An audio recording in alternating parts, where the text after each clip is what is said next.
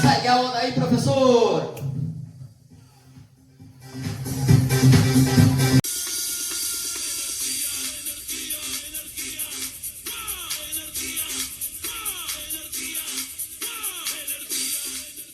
Muito bem, então, pessoal. Depois da participação toda especial aí do DJ Yoda, né?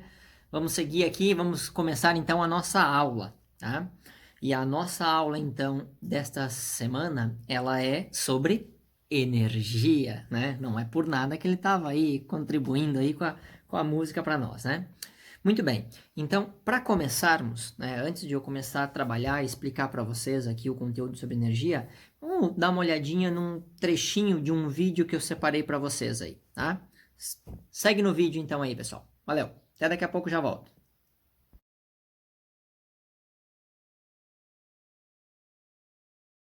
O que é energia? Para responder essa pergunta, nós precisamos entender por que a física existe. Não é para fazer alunos passarem dificuldades em provas ou apenas para colocar uma carga horária maior nas escolas. De maneira bastante simplificada, a física é a ciência que tenta entender como o universo funciona.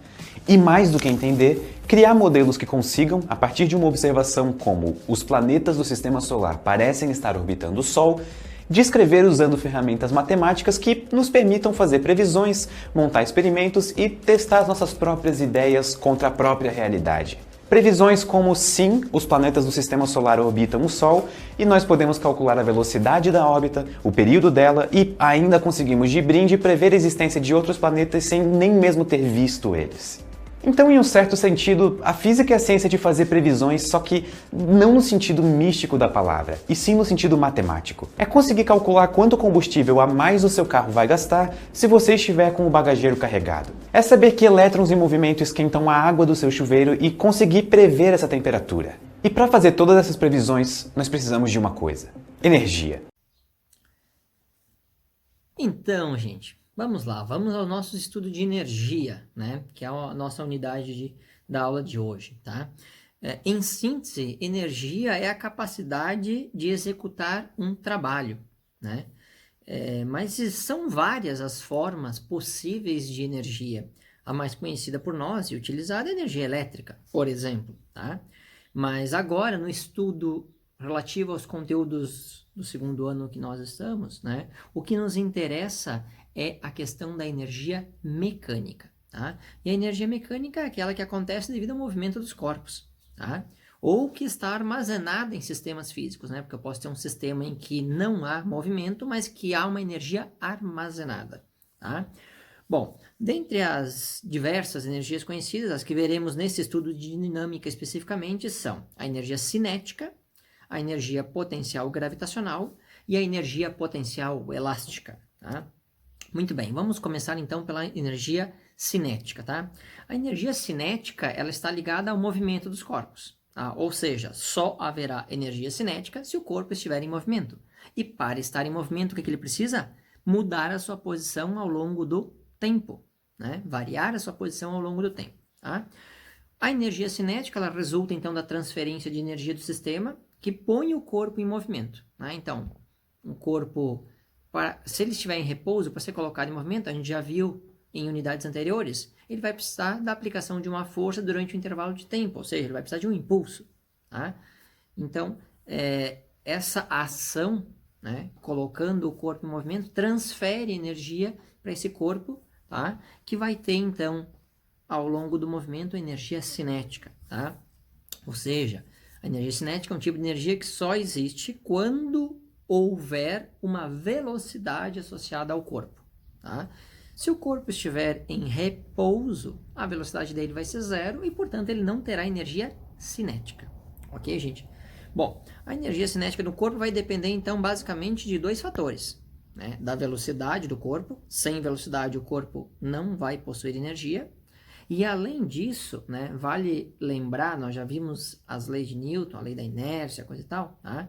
Se um corpo tem uma massa maior, é necessário que seja imprimido a ele um impulso maior para que ele sofra a mesma variação de energia. Ora, se é necessário um impulso maior, significa que o corpo vai acumular uma quantidade de energia maior quanto maior for a massa dele. Então, a energia cinética, além de estar associada à velocidade do corpo, está associada também à massa do corpo, tá? A forma como a gente calcula a energia cinética, tá? A fórmula é energia cinética igual a massa vezes a velocidade elevada ao quadrado, tá? Tudo isso dividido por 2. Então, dessa maneira, a gente calcula a energia cinética de um corpo. É importante ressaltar as unidades, tá? A energia cinética no sistema internacional, ela vai ser dada em joules, abreviado só com J maiúsculo, tá? A massa do corpo tem que ser, no sistema internacional, portanto, em quilogramas, certo? E a velocidade do corpo também tem que ser uma unidade do sistema internacional, portanto, o metros por segundo, tá? Metros por segundo. E não esquecer de elevar o valor da velocidade ao quadrado para a gente obter os valores corretos aí no cálculo da energia cinética. Muito bem, vamos então ao nosso primeiro exemplo que nós temos ali no material. Diz lá o seguinte, ó. Exemplo 1. Considere um corpo com 4 kg de massa, inicialmente em repouso, velocidade inicial igual a zero, tá? Sobre um plano horizontal onde o atrito é desprezível, tá? No instante t igual a zero, aplica-se nele uma força horizontal constante de intensidade de 32 newtons. Calcular a energia cinética desse corpo no instante 20 segundos. Bom, então é aplicado neste corpo uma força constante de 32 newtons, certo? Tendo ele partido do repouso. E o problema é saber qual é a energia cinética desse corpo no instante 20 segundos. Bom, para saber a energia cinética desse corpo no instante 20 segundos, a gente precisa saber qual é a velocidade desse corpo no instante 20 segundos. Como é que a gente vai chegar ao valor da velocidade? A gente vai recorrer, então, a conteúdos que a gente já estudou. Vamos começar a lembrar que o problema me fornece a força que é aplicada nesse corpo, certo? E durante quanto tempo é aplicada a força? Durante os 20 segundos, que é o que ele quer saber. Então, força vezes intervalo de tempo é aquilo que a gente chama de impulso, tá? E aí nós temos o teorema, né? Impulso, variação da quantidade de movimento, tá? Onde o impulso corresponde à variação da quantidade de movimento do corpo.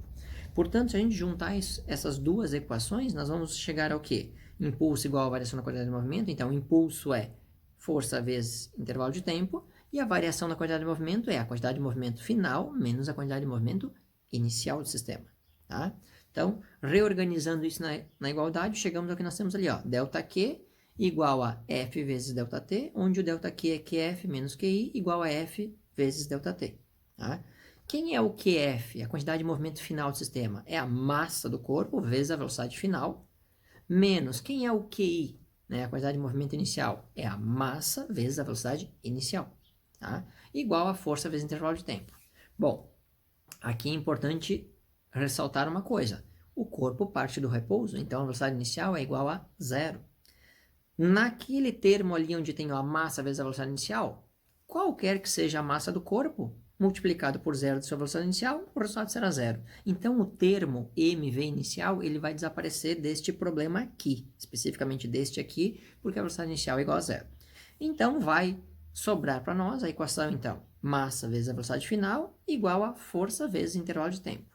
Quem a gente deseja calcular inicialmente é a velocidade final, para só depois poder calcular a energia cinética desse corpo em 20 segundos.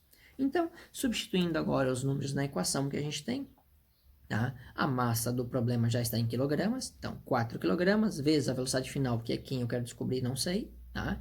Igual a força 32 newtons vezes o intervalo de tempo, que é de 20 segundos. Tá?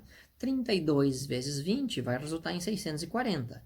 O 4 que estava multiplicando a velocidade final vai passar dividindo, então vai ficar 640 dividido por 4.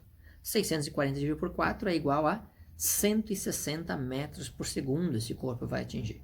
Tá? Então, essa é a velocidade que o corpo vai atingir ao final de 20 segundos. 160 metros por segundo.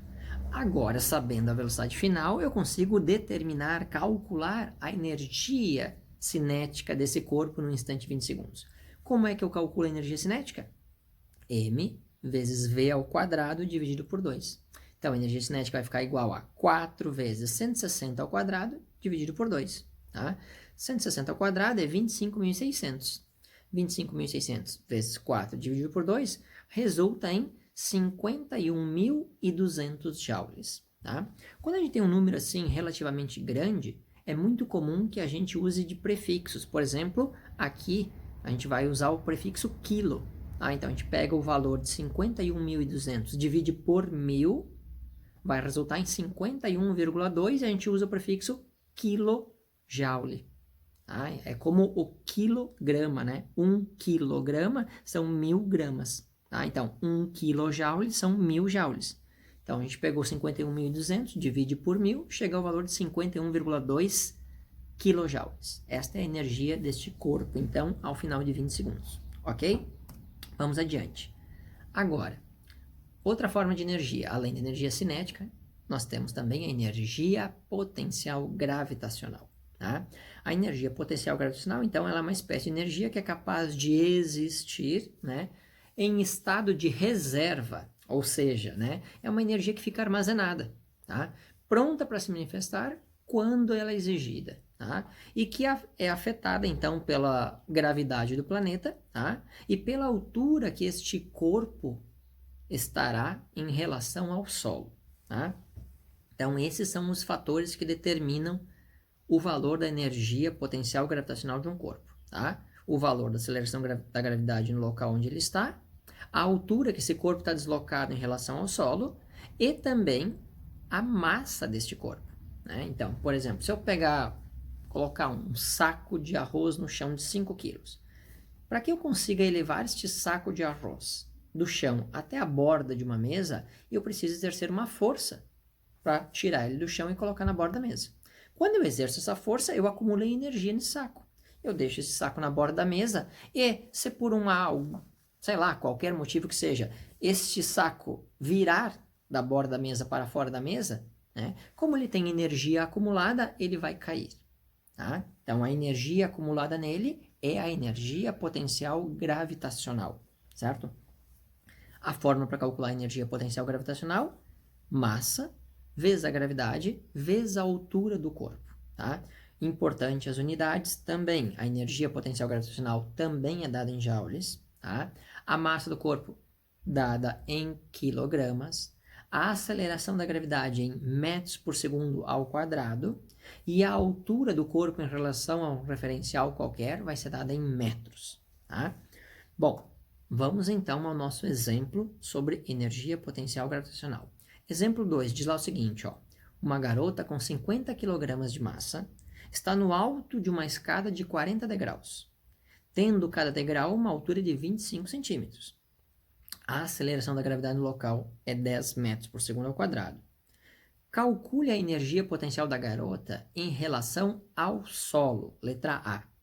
E letra B, em relação ao 10º degrau. Tá? Então, estando a garota lá no alto da escada, a letra A pede qual é a energia potencial da garota em relação ao solo, e a letra B, qual é a energia potencial da garota que está lá no alto da escada em relação ao 10º degrau. Tá? Então, a primeira coisa que a gente vai fazer é calcular a altura da escada, né? São 40 degraus, 25 centímetros cada um, então 25 vezes 40, nós vamos ter lá 1000 centímetros, né? Transformar isso para metro, importante, porque a unidade que a gente tem que usar nas contas é o metro. Então, 1000 centímetros dividido por 100 vai resultar em 10 metros a altura da escada, certo? Então, quando a garota lá no topo da escada, ela está a 10 metros de altura do solo. Perfeito? E como a gente precisa também saber em relação ao 10º degrau, a gente precisa calcular a altura desse 10º degrau. Então, a gente vai fazer a altura do 10º degrau, vai ser o quê?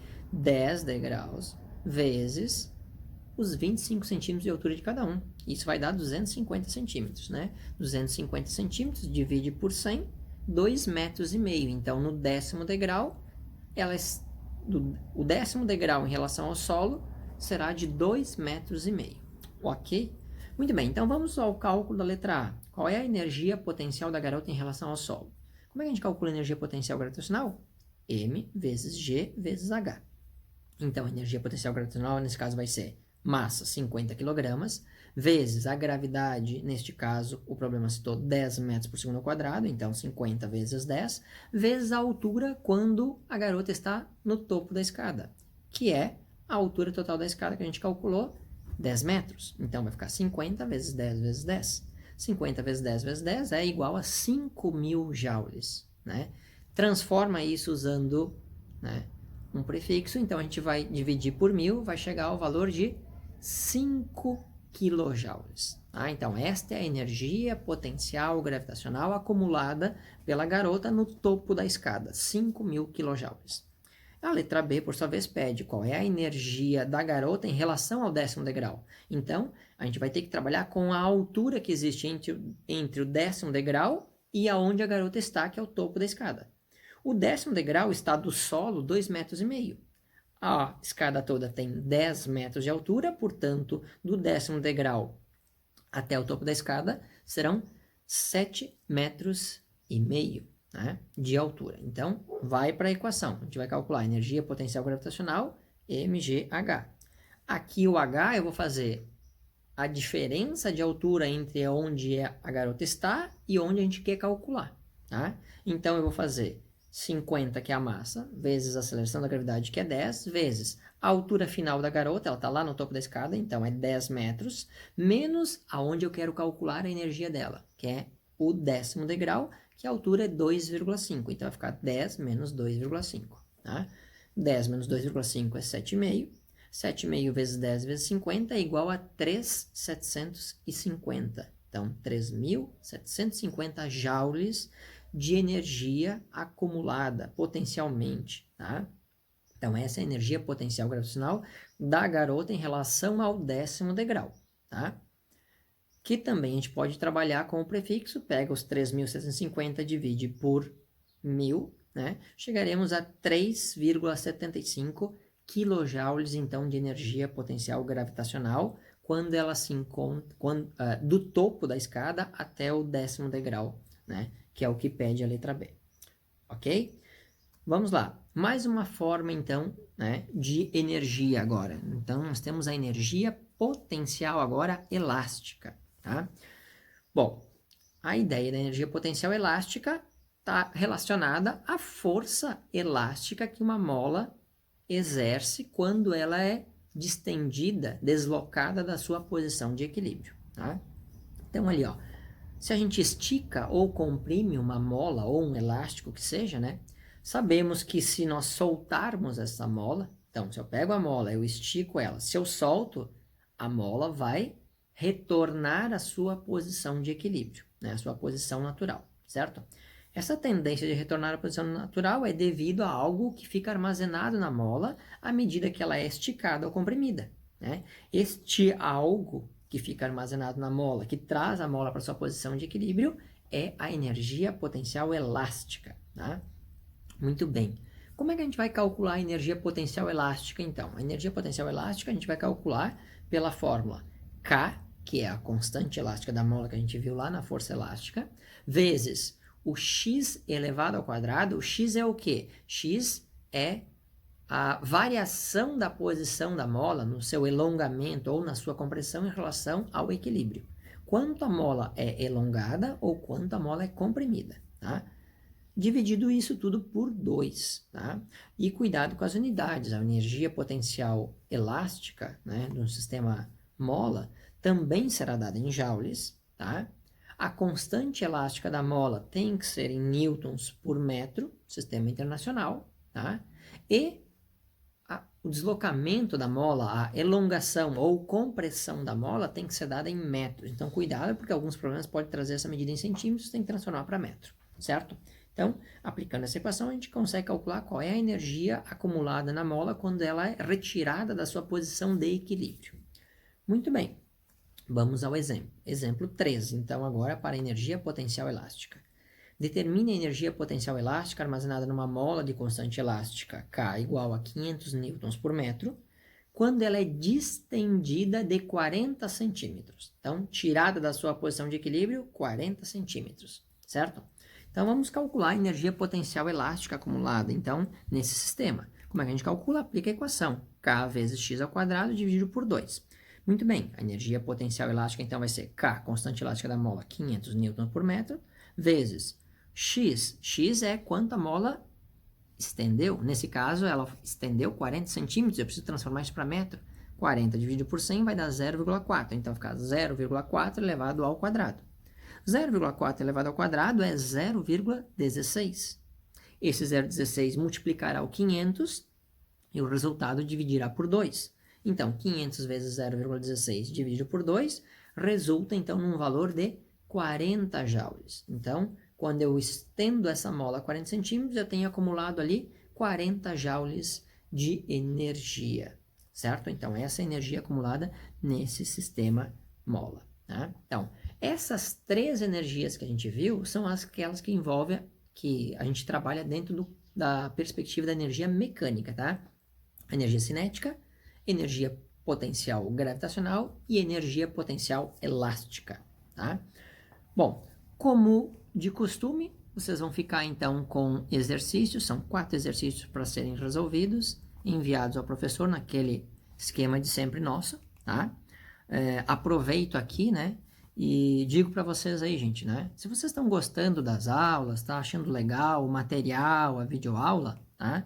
Compartilha com amigos seus, colegas, né, que estão estudando em outras escolas, até para que eles possam ter também um complemento, quem sabe, né, ao seu aprendizado, tá?